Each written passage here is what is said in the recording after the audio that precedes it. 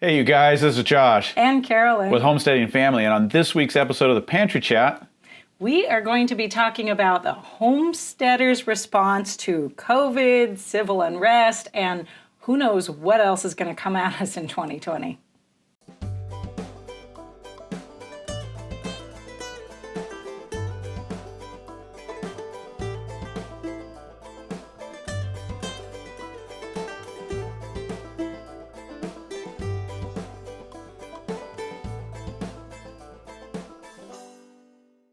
all right, so 2020 has been a year of uncertainties. Yeah, there is a lot that's going on, and I know everybody is feeling it on some level. Absolutely, from COVID to just the protests and riots and general civil unrest. Yeah, to the disruption of supplies and, of course, the upcoming elections. Which is just looking to be one of the most contentious elections ever. There's just a lot of stuff going on, and we want to take a few minutes to talk about it and help shape a perspective on how, as homesteaders or any kind of mentality that we can share as a positive outlook and positive solutions for this time where there's a lot of uncertainty and a lot of challenges. Yeah, as always, we like to look at the solutions and what we can do about the problems here at Homesteading Family. That's really important to us.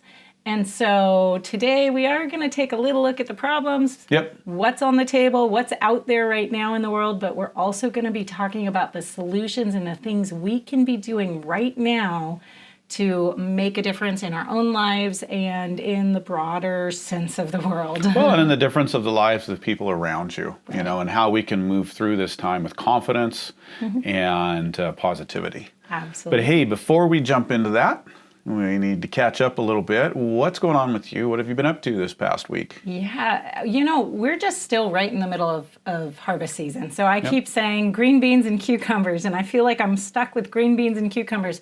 But we keep bringing them in. We keep canning them. We're making all sorts of different types of pickles. I'm very excited about that. And we even have some tomatoes starting to come online, far north Idaho here, sometimes tomatoes are a challenge. Okay, most of the time tomatoes are a challenge, but we're excited to be getting some ripe tomatoes right now, so that's really exciting. I think the DIY hoop house is helping. Been a big help this year. And we have onions out of the ground now, ready to go in to be cured. Got to get that done in a day or two. We're just dealing with all of this amazing produce that we're putting up for the winter right now. Yeah, you're doing good, getting everything up. That is a lot going on. What about you? What have you been up to? Well, you know, the main thing is just the addition we've got going here. And we're kind of really going at it right now, framing, trying to get it framed up and dry it in before weather comes, because mid-September, a little bit later, the weather starts hitting. And trying to get that done so the kids have a little extra space by the time we move into winter. And what else? Stacking logs, getting ready to cut firewood. Yes. We've got to get firewood split. We need about 10 to 12 cords of firewood here. So we've got the logs stacked. It's now just carving out the time to buck them up and split them. Okay. And I haven't been getting into the garden as much as I usually would. We just released a video on, I think, 20 varieties that you can plant late summer. Okay. And I've got some of those in, but I'm not getting done what I usually would, just because there's so much to do right now with this addition going on. So we're going to miss out a little bit. It's good you're getting everything up, because we're not going to have quite as much fresh eating this fall as we usually would. Putting so much energy into the addition. Absolutely. I love this phase of building right now.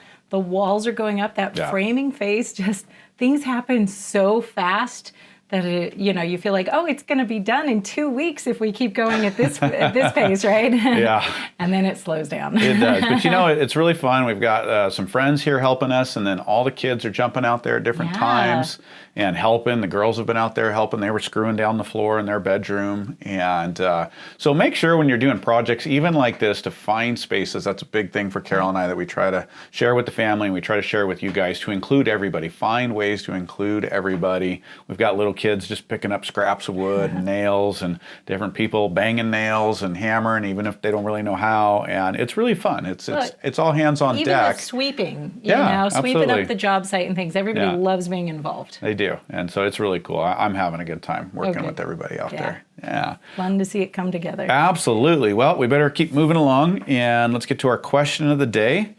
And I guess we can both talk about this one, but I'll throw it at you first. So Kelly Grantham on the skills you need to start homesteading asks, why don't you keep bees?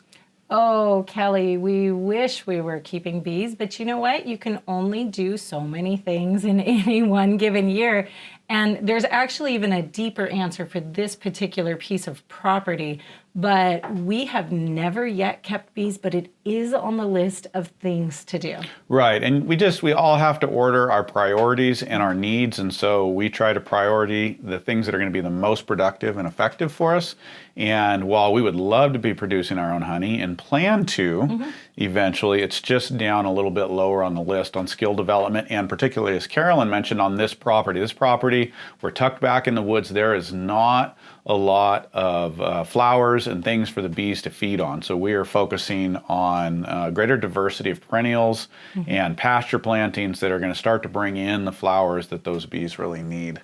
Absolutely. We actually have the benefit of having had a beekeeper live on this property who is now a local beekeeper, and he tried to keep bees here back in the 70s and said there were just so many challenges because there just wasn't enough bee food in the area. So we are getting to work on that first, and hopefully within the next year or two. Yeah, it's going to probably be 2 years, I guess. It's kind of on me to get that program going, and there's just a lot. We've got a lot of infrastructure. Yeah. We need to get trees in. We've got 50 plus trees in the nursery, so that's going to take a season to get planted. That's exciting. So yeah, I'm going to say it's at least 2 years out. Yeah. Yep. But hopefully we'll get there. It is part of the plan. All righty. Well, let's dive in. These are some tough topics we're going to talk about here today, and people are impacted all over, obviously, the United States and in the world, and it's a tough season, and our opinion is that it is going to continue to be a tough season, that these circumstances aren't going away after the election, as I hear a lot of. It's all going to get better after the election. I don't personally think so. And there's just a lot of stuff going on, and we need to take a realistic look of what we're dealing with and how to prepare for it. There's got to be long-term economics effects from this. And we've got so many people now unemployed. We've got so many things kind of shifting on us that, this just can't disappear overnight. And so, it can be a really scary thing to be sitting somewhere and looking at the unrest all around you and that uncertainty all around you. We've lived in a fairly stable culture, really, for the last several generations. Yep. And so we're not used to living in this kind of, moment by moment unrest. And so I know a lot of people are feeling a heightened sense of anxiety, stress, worry, and, regardless of what you believe about any of the things that are happening, it affects us all. And so that's what we're going to be talking about today. Absolutely. And I want to play off of that, what you were mentioning there, as a starter to all of those of you that are going to email and going to comment about some of these topics and what's right, what's wrong, and you think it's this way or that way. We're not speaking to whether any particular thing is true or false, or whether it's right or wrong. The reality is we are dealing as a culture with a variety of situations. I definitely think that they are being hyped up and played up, and that fear is being generated, and that a lot of the things are not as big of a deal in actuality as the fear that's being generated. However, because of that fear that's being generated, because of people's reactions, and because of realities of economics and different things, there are a lot of challenging situations. And so that's what we're dealing with here today. Not really that discussion of what's true or false, or who's going to be president, or what's right or wrong about the protests, or any of that. The reality is all of this affects us, and it's going to continue to affect us in real ways. Absolutely. So you want to talk about some of the things that are on the table right now that people are dealing with and seeing that are really bringing, some of these instability issues, some of the instability out in our culture. Right. Yeah. And obviously, top of the list is COVID. But now you have a new element coming out, which is this COVID times the flu season, and how CDC is now saying that we're going to have the worst flu season maybe ever in history, combined with COVID. And that's a scary thing. to hear that. Well, it is a scary thing, and whether it's true or not, it looks like they're going to really drum it up, and they're going to really cause a lot of concern about that. Maybe it will be. We don't know. I don't think anybody knows. Yeah. But it does increase the intensity of things, and we don't know what's going to happen. But it's going to continue to generate concern, and it may continue to generate some real problems within the workforce, within education, which we'll talk about here in a minute, and it's going to be part of what affects people. Absolutely. Yeah. Okay. Let's see here. And we have some economic effects too, and these are just the realities, right? Yeah. Whatever we think about any of these, there are serious economic consequences. We are at a historically high unemployment rate. Yep. And there are issues because of that, with supply and demand and supply and cost. It is hard to get a lot of things right now. It really is. And some of the things seem silly. Some of the things, we were trying to get a bike. Trying to order a bike. Well, actually, I went to the bike shop. Yeah. We've got to drive an hour for us to get to a bike shop. But that's a sizable town. Yeah. And they had almost no bikes and said it was 4 to 8 weeks because of the worldwide bike shortage. A bike shortage. I mean, it's a bicycle. Yeah. So it's not that you can't find bicycles, but finding certain things, it is getting more challenging. And we keep bumping into this, and I imagine you guys are too, on things in lots of different areas. Yeah. And a lot of that is just, again, whatever you think about COVID, factories are working different. Yes. Right? Yeah. They are staffing differently. It's thinned out. Production is slowed down. And like particularly something like bicycles, people are buying more of those things because they're staying closer to home. Absolutely. That's just one little area. We've got that dealing with seeds, with canning supplies. Well, and that's what I was going to say. It also goes into more serious areas of life, not just the leisure areas, which is, you're definitely seeing it in the leisure area department, but things like your canning supplies, any sort of food preservation supplies can be tricky to get right now. Right. It's not that they're non-existent. They're just really hard to get. Yeah, food storage. And this kind of stuff, I believe, is going to continue to happen. Yeah. We're going to continue to deal with a workforce that's diminished because of the way they're staffing, because of COVID, and even the flu may play into that if they drum that up or whatever happens. And so we're going to continue to be in this cycle of lower production, which means lower supply, and in certain areas, higher demand, which makes things harder to get and more expensive. Yeah. And we need to be prepared for that. Yeah. Okay, so let's move on to the next one, which is education disruptions. Right. And this is a huge. big deal. Right now, you have every single school district, and in some cases, every single school making different decisions about what is happening with the education on the ground. Yeah. So if you are involved in the public school system, if you have children in the public school system, there's kind of this yo-yo thing happening. You know, right now we're at home, but next month we may be back in school, or 2 days, I know in our area right now, 2 days a week you're in school, 2 days a week you're out of school. Even if you are not feeling anxiety and stress over all of the things that are happening, this is going to create a lot of instability in your home, living in this moment by moment thing. And it is not, we all know that children work well under habit. They work well under schedules. That's how our brains work. We learn well in that circumstance. And this is about as far away from that as you can get. And so this is going to have long-term education effects on generation of students. Right. Yes, it is. And it's got economic impacts too, as parents are figuring out how to shift and how to adjust with kids gone part of the time, home part of the time, lots of different requirements. They're having to do school on computers, and that's just making a lot of families shift. Yeah. And so that has an economic cost as families figure out how to have somebody home, or how to get help or tutors or all kinds of different things.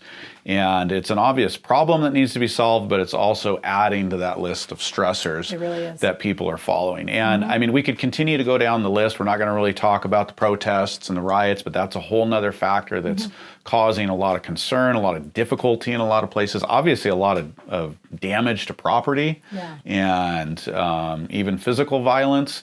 And the media is going to continue to show us that. We're going to continue to see that. And I don't think with the elections coming that feeling and even the actions that are happening are going to go away. That's probably going to continue to increase. And then who knows what's going to happen with the election. Yeah. And if we're going to have accusations of voter fraud, it just looks messy.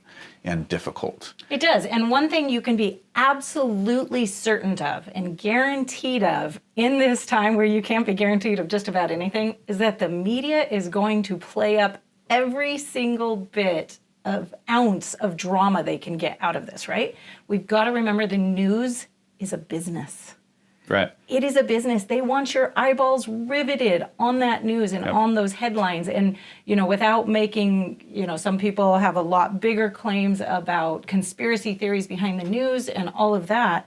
But at a very basic level, the news is a business and they want you watching. They're going to do whatever it takes to have you stressed and keeping an eye on what's going to happen next. And so the point that we're getting to is what that causes, regardless of the reality of all those different situations, is it starts to cause fear, it starts to cause unrest, and it starts to cause irrational thinking that leads to decisions that affect our lives, and particularly the availability of things that we depend on every single day. And that is happening. It has been happening. We think it's going to continue to happen. And so we want to act in a positive way and a responsible way to deal with that ahead of time, especially for those of you in the homesteading world that are concerned about these things, or whyever it is that you're there trying to grow food, preserve food. It's going to be hard to do some of these things, and we need to look out further ahead than just planning for the fall and just planning for the winter. And so I think we can start to dive in here to solutions, because it's really, we're all about solutions. We want to be thinking ahead and helping step through these times with, again, positivity and confidence. Right? Yeah. So you want to dive in. You want to tackle the first one here? Okay, absolutely. First of all is you need to take care of yourself, both spiritually, emotionally, physically, all of the different ways. You really need to take care of yourself. Some of the ways to do that is, one, make sure you're really connecting with your faith and the people that can be supportive of that around you. But two, could I just say, turn off the news if it's stressing you out, please. Just turn it off. Turn off social media. Like, I know you're probably watching us on social media right now, some form of media, right? But it's great to take a break, put it down, and walk away if it's stressing you. Yeah, and take some times for reflection. Take some times for prayer, for going to the Bible and reading and studying and getting grounded. Take time for the relationships, for the people in your life. And not just to discuss these things and how to handle them, but take a break from it all. Go do something fun. Go do something enjoyable, to build up your spiritual and your emotional and your relational strength. Yeah, absolutely. The next thing on that is taking care of yourself physically. Yeah. Because the stronger you are physically, the better you can deal with emotional stresses, economic stresses. Well, and vice versa, that those stresses are affecting you, even if you're not walking around going, oh, I'm so stressed. Those things are affecting you physically, too. Yeah. And so you need to be addressing that, even if you're not feeling it, right? So it's kind of a cyclical thing there. Absolutely. So be eating well, be drinking lots of water, be getting plenty of rest. Right? These are all basic things that we should all know, but just giving you a reminder to think about these things. Get some exercise. Right. Be building up your immunity. I mean, flu season we know is a real deal, right? I mean, and COVID's a real deal on some level. And so we're going to be facing those things on top of all the stresses. So really, really be working to take care of yourself, keeping yourself strong, and that's going to help you feel positive. I know for me, when I start losing sleep regularly, just that alone, you just start to get worn down. It's hard to have a positive outlook. Or if I'm not eating, if I'm not drinking enough water, all those things start to stack up. And so we just really want to encourage you to take care of yourself. And of course, a lot of your moms out there, you've got families, dads, be taking care of your family. And that just helps you stay strong and helps you be positive when there's all this other stuff going on. You know, our 14-year-old daughter said to me the other day, when I wake up and I start my day with a jog and I go out for a run, I feel better the whole day. I feel happier. And I think it's just so true. You know, you just have a lot better perspective when you can get out, get some fresh air, and get your body moving. Absolutely. Okay, so moving past yourself and starting to step in some actions. Start saving both money and supplies. Okay, start building up that savings account. We think it's a good idea to have some cash on hand. The things that are happening in our economy are unprecedented at this point, and nobody can predict the future, but it's just a good idea to maybe have some financial assets, not just in the bank, not just investments, but close to home, whether that's cash, a little silver, a little gold. That's just a good hedge for times when we're looking at the government, basically printing money at will. And that has consequences somewhere, whether we see that sooner or later, it's got consequences. So that's a good start. Please think about that and consider that. Stocking up on supplies is a really important. In fact, we did a video a month or two ago on YouTube that we talked about things that we really need to be stocking up for, in case things get more difficult with the COVID scenario or any of these instability scenarios. So you can check that video out on YouTube.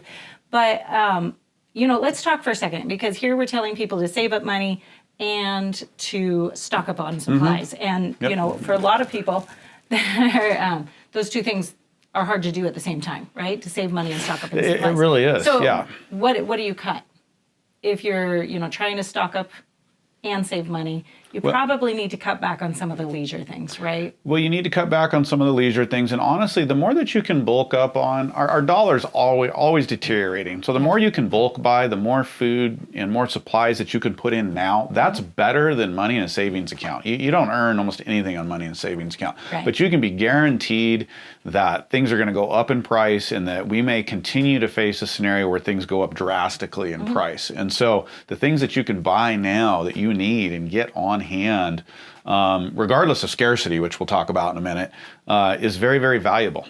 That is, I look at that as money in the bank, literally. Better than money in the bank. Yeah, because you're actually saving money on it. But the only way this works is if it's stuff you're going to use anyways.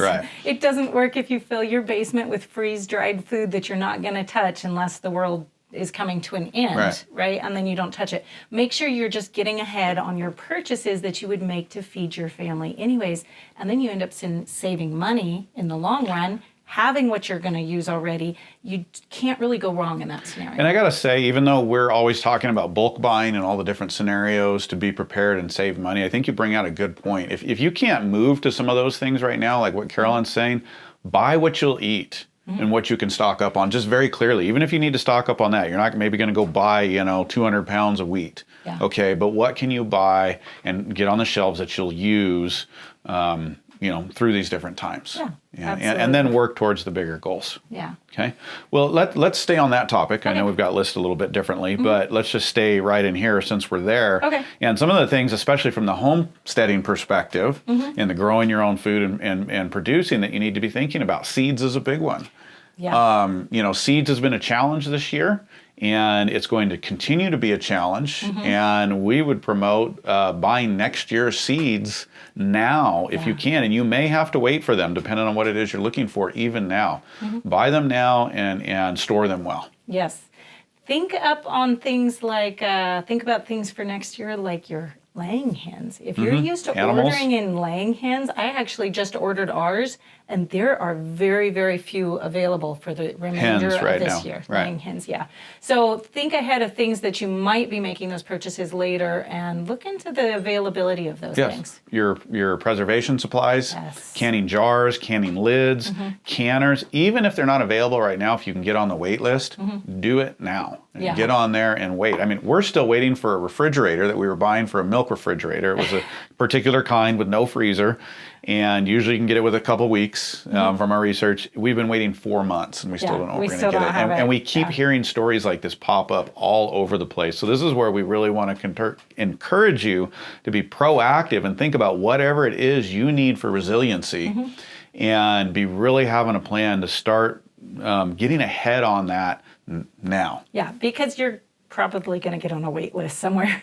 So get on the wait list now. A much more down-home part of this is the holidays coming up. You guys, if you're going to be buying presents for your children, ordering a turkey from the grocery store, we don't really know what's going to be affected. I don't think anybody knows what is going to be affected in this scenario, but a lot of things are hard to get. So go ahead and start thinking ahead on the holidays too. If you have special family traditions that are going to make you guys feel more relaxed and more at home, more at peace, because you're able to keep those traditions going. And, traditions are one of those things that keep us grounded in our place, help us feel like we're in the rhythmic pattern of a normal life. So think ahead to those things and make sure you've got plans made for actually being able to fulfill them and do those things. Right. Yeah.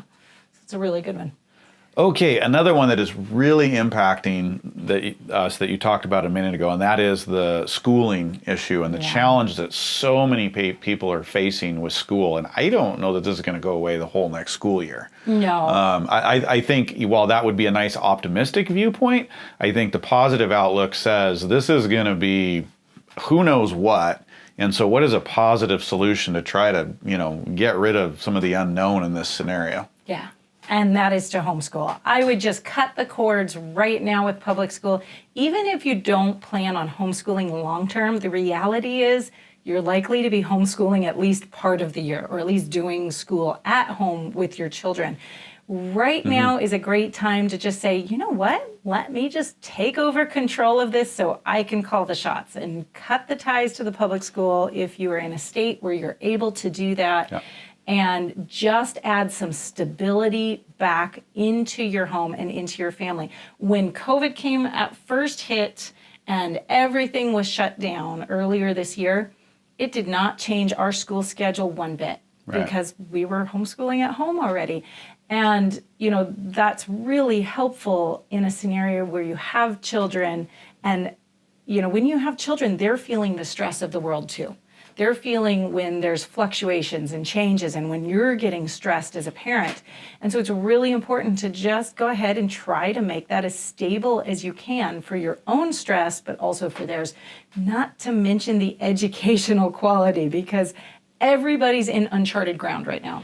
Well, and it's just a fact that the educational quality, just the educational quantity, is disappearing. It's being cut in half. For most things I read about around the country and the people that we talk to, it's just being cut in half because of the way they're trying to structure things to keep people at home or keep people separated in the classroom or whatever it is. And so this is not good for the kids. It's not good for our country, for our kids to be going through this. And it was one thing for the second half of the last part of the school year, okay, to deal with that for a few months. Okay, we do what we need to do and we hopefully get back to normal. Now we're looking at things aren't going back to normal. And it's like who knows when it's going to go back to normal. And this is where you have the power to create a new normal that you do have control of. This is an area that you can totally take control of. Yes, it's a bunch of work. Yes, it's going to have challenges, but you can control the situation. You can control your kids' education, which is going to help you in your own life with, whatever the work scenario is and different things, instead of getting bounced around all over the place. Yeah, I think that's so important. I think just the stability alone is so important in that. But then to be able to have that great education, that's not what you're going to get at school most likely this year. Yeah, so, not right I now. think that's a really good one. So, I want to add one more. Okay. That is not on this list for us, but I think it's so important, and that is take some time to have some fun. Right now, because right now life feels serious, and in a lot of places it feels really heavy. And it is, It is unfortunately. heavy and serious, but take some time to make sure you're having fun. It doesn't have to be extravagant fun. In fact, some of the things that our children remember the most are the simple moments that we just did something special. Put a campfire in the backyard and make some s'mores and sing songs around the campfire. Absolutely, yeah. Something really simple, but make sure it's fun. No devices allowed, and mom and dad or whoever is there, anybody in the household is able to just kind of kick up their heels for a few minutes. Well, and I actually want to add to that because that's a very, very good point, and that is to think about doing that in the context of your community and your neighbors a little bit. I mean, things are getting really divisive, on that end. There's the fear of being sick. Is this person going to make me sick? Is this person that? What's this person's perspective? What's the political perspective? What's the perspective on race and protesting and all these different issues, and there's a lot of contention. There's a lot of tension under the surface. A lot of it doesn't have to be there. A lot of that is just us watching the news. A lot of it's just looking at somebody and there's unknowns there.